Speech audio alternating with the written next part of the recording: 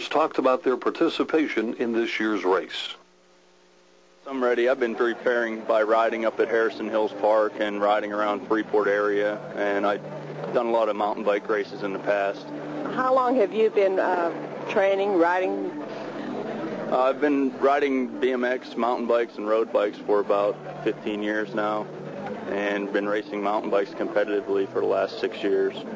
Okay, is this one of first of many races around this area that you've participated in, or is this a yearly event for you? This is the first time I've competed in this event, and it's the first time for the mountain bike race at this event also. Teacher from Deer Lakes High School. Some of my kids might be watching this. Looking forward to racing again today, showing off a little bit.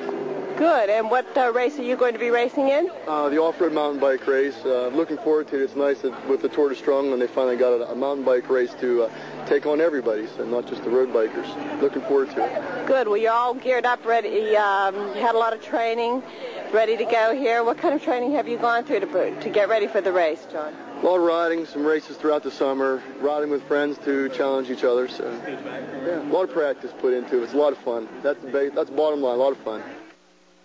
Unlike traditional racing bikes, mountain bikes are specially designed for rugged terrain. The difference between a mountain bike and a road bike primarily is that the mountain bike is built much sturdier. Most mountain bikes today have shocks on them, as you can see on this GT Zizang has shocks.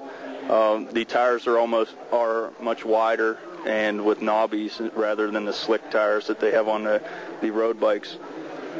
Also, the mountain bike has cantilever brakes, which are actually welded to the frame, so they're much stronger for braking and descents. Race Chairman Anthony Ferrante talked to the mountain bike course designer and asked him to describe the course. Basically, it's trails that we rode on when we were kids. We fixed them up a little bit. Jimmy Spaniel he does a little biking, and he can tell you a little bit more about the course. Yeah, it's really a natural mountain bike course because the trails are already here, and we found some single track back in the woods, which gave a little variety, gives a chance to put a little distance between the riders. And I'm really happy the way it turned out. They spread out, it was safe, and the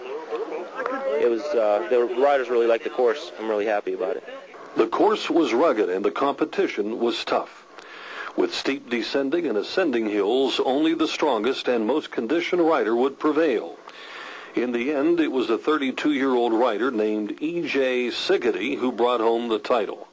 Tell us a little bit about the course and how it ran. Well, it was fun. It was kind of short, but we went out hard the whole time, so it made it fun that way. I had Steve chasing me the whole way, so it made it fun. You say you got stung by a bee? Yeah, I got stung back here on the first lap, and I couldn't get him off. He kept stinging me, so maybe that pushed me a little bit harder to go faster. I don't know. What did you think of the couple of hills that looked like demons? Yeah, it's fun. That hill climb is real tough. I ended up running that, but the rest of the course was fun. Just short. We're used to doing a little bit longer, but it was still fun. Well, congratulations. Thank you. The second place finisher was 25-year-old Stephen Wallenmeyer. And in third overall was 15-year-old Sean Miller. And the first place Masters Trophy went to 41-year-old Tim Sweeney. Now in its fifth year, the Tour de Strongland is gaining more and more attention in the valley and through the greater Pittsburgh area as well. Alan Walzak, the president of the Strongland Chamber of Commerce, talked about how the concept of a bike race came about.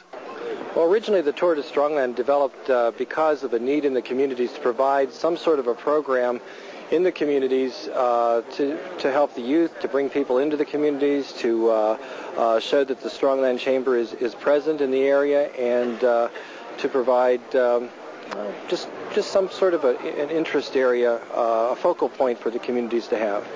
Okay, Alan, last year the race took place at Northmoreland Park, and you had changed it this year to Vandergrift with a slightly different emphasis with different types of races. Right. Can you explain each type of race to us and tell us a little bit about them? Well, first off, let me explain why we've moved to a community instead of having it as we have in the past 4 years at the park.